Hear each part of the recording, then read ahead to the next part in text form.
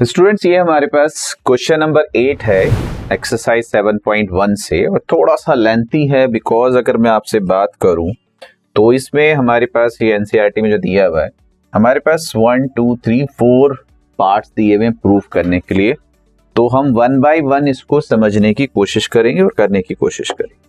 तो हमारे पास क्या दिया हुआ है, सबसे पहले मैं मेंशन कर लेते हैं कि भाई हमारे पास अवेलेबल क्या है। In right triangle ABC, so there is a right triangle ABC.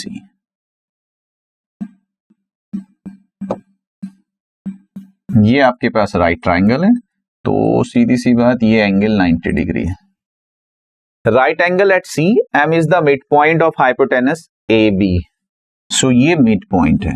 अगर ये मिड पॉइंट है तो this line AM is equals to BM. तो आपको दो चीजें मिल गई, C angle 90 degree and AM is equals to BM. Okay, M is the midpoint of hypotenuse AB. C is joined to M and produced to a point D. CM join किया, D तक आपने produce, such that DM is equals to CM. फिर हमारे पास क्या है, ये जो DM है जो आपने प्रोड्यूस किया है ये इक्वल हो गया CM के। Okay, show that triangle AMC is congruent to BMD। तो पहले चेक कर लेते हैं AMC और BMD कहां पे है। ठीक है सर, तो इसकी जरूरत नहीं है, क्लियर। तो हमारे पास क्या है, AMC, सर ये है AMC, एंड BMD, सर ये है BMD, क्लियर। मैं जरा अगर आपको वैसे चेक करा दूं तो बहुत आसान लगेगा आपको। ये बच्चे AB गिवन है और ये बच्चे CD गिवन है, और ये ऐसे एक ट्राइंगल बन रहा है और एक ऐसे ट्राइंगल। ये हो गया AMC और ये हो गया BMD। आपसे कह रहा है इन दोनों ट्राइंगल्स को कॉन्ग्रुएंट शो करिए। आपने पहले ही यहाँ पे देख लीजिए, आप AM BM के इक्वल है बिकॉज M मिड पॉइंट है। लिख लेते हैं in triangle AMC and triangle BMD। वैसे भी मैं आपसे हमेशा कहता हूं, जब आपके पास इस तरह से नाम लिखा हुआ आ जाए तो यहीं से आपको हिंट मिल जाता है AM इक्वल होगा BM के। आपको सिर्फ रीजन देना है, AM is equal to BM equal होगा, आपको रीजन ढूंढना है कि रीजन क्या है। So AM is equal to BM, M is mid point, M is mid point. Okay, दूसरा हमने आपसे क्या कहा कि सर MC इक्वल होगा MD के। चेक करिए कहां है सर MC इक्वल होगा MD के। रीजन दे दीजिए sir, MC is equal to MD। Sir ये भी गिवन है, उसने कंस्ट्रक्शन किया था कि इक्वली हमने रखा है इनको। अच्छा, क्या आप इसके बारे में कुछ कह सकते हो कि this angle equals to this angle, two lines are intersecting at one point. जो एंगल फॉर्म होते हैं उनको वर्टिकली अपोजिट एंगल्स कहते हैं। आप अगर नाम लिखना चाहें नाम भी लिख सकते हैं, अदरवाइज उनके नाम रख सकते हैं 1 2। तो हम यहाँ मेंशन कर सकते हैं angle 1 is equals to angle 2 vertically opposite angles. ठीक है, तो जैसे मैं आपसे कह रहा था फर्स्ट टू लेटर से जो साइड बन रही है, फर्स्ट टू के लास्ट टू से angle A will be equals to B, angle M equals to M, C equals to D। तो यहाँ M इक्वल्स टू M हो रहा है बिकॉज वर्टिकली अपोजिट एंगल। तो अभी ये कौन सी प्रॉपर्टी हो गई, साइड एंगल साइड। तो आप आराम से कह सकते हैं triangle AMC is congruent triangle BMD by side angle side property. तो ये आपके पास आ गया। अब इससे हमें क्या मिलेगा ये चेक कर लीजिए। इससे हमें ये मिलेगा, ध्यान से देख लीजिए कि एक तो ये साइड इक्वल हो जाएगी CPCT से। ठीक है, इसको रबी कर देते हैं। अब हमारे पास, अब तो आपको समझ में आ गया कि हमने कौन से ट्राइंगल्स लिए थे। तो हम क्या कह रहे हैं सर जी, हम ये कह रहे हैं कि अब आप ये कह सकते हैं कि दिस इक्वल्स टू CPCT से 1 2 3 4 कर देते हैं। ठीक है, दूसरा आपको क्या मिलेगा, ये एंगल इसके इक्वल मिलेगा। ठीक है, और ये एंगल इसके इक्वल मिलेगा। अच्छा, आप जरा ये साइड तो ऊपर इक्वल हो गई हैं, मैं अगर आपसे ये कह दूं, ध्यान से देख लीजिए, अगर मैं आपसे ये कह दूं कि सर ये एंगल इसके इक्वल है, तो ये एंगल इन दोनों साइड्स के लिए ऑल्टरनेट इंटीरियर एंगल्स का काम करेगा। अगर ऑल्टरनेट इंटीरियर एंगल्स इक्वल होते हैं तो लाइंस क्या हो जाती हैं, पैरेलल हो जाती हैं। तो आप ये कह देंगे कि सर ये लाइंस पैरेलल हैं। अगर ये लाइंस पैरेलल हो जाएंगी, चेक कर लीजिए मैं क्या कहना चाह रहा हूं, अगर ये लाइंस पैरेलल हो जाएंगी और आपने ये कहा था कि सर ये एंगल 90 है, तो सर ये वाला एंगल भी 90 हो जाएगा, ये भी परपेंडिकुलर हो जाएगा। बस इसको हम यूज करेंगे, ठीक है, तो इसको भी हम यूज करेंगे सीपीसीटी से। चेक कर लेते हैं हमारे पास दूसरा हमें क्या कह रहा था प्रूफ करने के लिए। आपसे कह रहा था डीबीसी इज राइट एंगल। आ गया डीबीसी राइट एंगल, मतलब डीबीसी राइट एंगल का मतलब ये जो एंगल बन रहा है ये भी 90 बनेगा, जैसे मैंने आपसे कहा कि ये हमारे पास पैरेलल हो जाएगा। तो यूज कर लेते हैं इसको। यस, तो आपके पास क्या आ गया, आपके पास ये आपने कह दिया ट्राइंगल्स आर कॉन्ग्रुएंट। तो सिंपल आप ये ले लीजिए, इसका नाम रख लेते हैं, ये हमने लिखा था 1, ये हमने लिया था 2, ये हमारे पास हो गया 3, ये हमारे पास हो गया 4।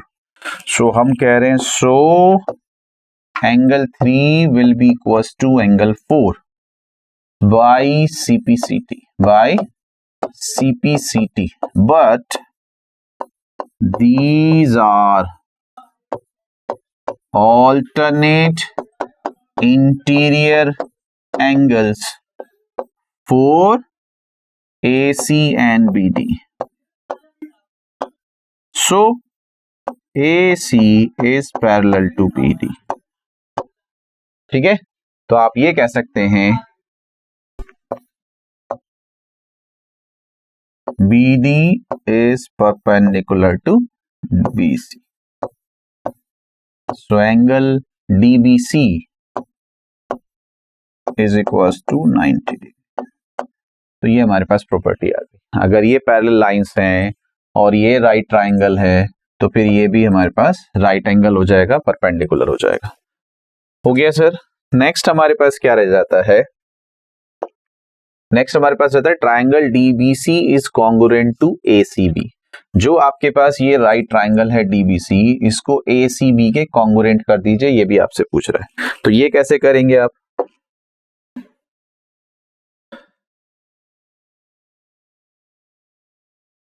देखिए अब हमारे पास क्या है, आपसे कह रहा है डीबीसी, प्लीज ध्यान से देख लीजिए, इस ट्राइंगल की बात कर रहे हैं डीबीसी, और आपसे बात कर रहा है एबीसी। इन दोनों ट्राइंगल्स को आप कॉन्ग्रुएंट शो कर दीजिए। तो आपके पास बहुत सारे ऑप्शंस हैं, जैसे भी आप चाहे कर सकते हैं। एक तो अभी हमने कहा कि सर ये 90 डिग्री है,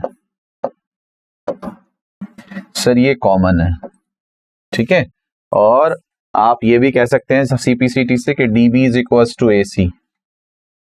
जो हमारे पास हमने प्रूव किया था कि ये ट्राइंगल हमारे पास कॉन्ग्रुएंट है, तो उसमें DB is equals to AC CPCT हो सकता है। DB is equals to AC by CPCT. यहां लिख दीजिए बस। अब आप क्या क्या आ गया आपके पास, in triangle DBC and triangle ACB, BC is equals to BC common.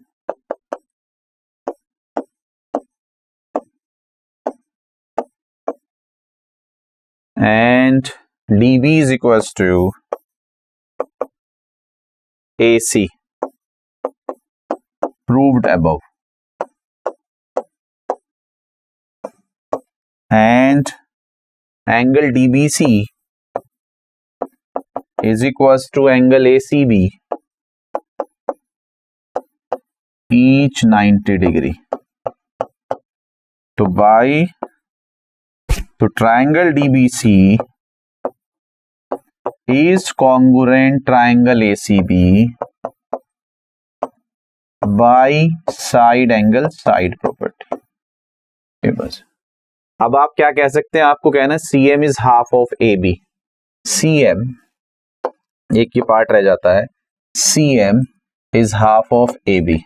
तो आपके पास क्या है, आपके पास आ जाएगा C D is equal to A B. यहां आप ये यूज कर सकते हैं, अगर ये ट्राइंगल्स कॉन्ग्रुएंट हो गए तब आप ये लिख सकते हैं, so C D is equal to A B by C P C T.